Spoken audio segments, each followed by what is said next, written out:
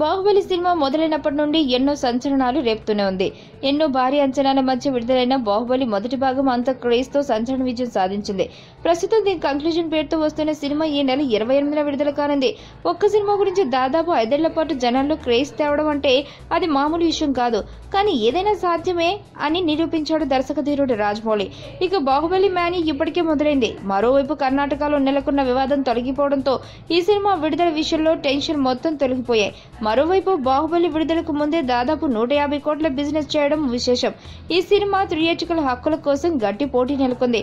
దానికి దీటుగా భారీ మొత్తాన్ని అన్ని ఏరియా హక్కులు అమ్ముడవడం విశేషం.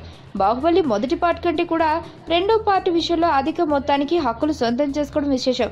మరి బాహుబలి ప్రీ రిలీజ్ బిజినెస్ ఎలా ఉందో చూద్దాం.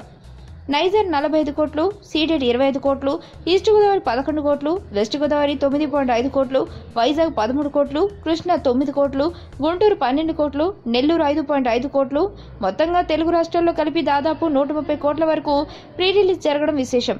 ఇక ఓవర్సీస్ లో ఏకంగా 45 కోట్ల వరకు బిజినెస్ జరిగినట్టు తెలుస్తుంది. మొత్తానికి బాహుబలి మానియా మామూలుగా లేదు మరి.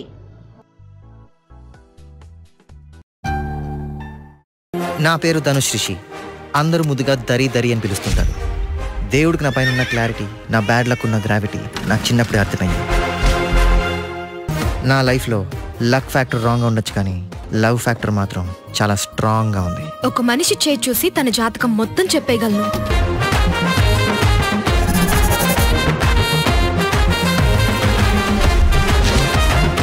Coming soon.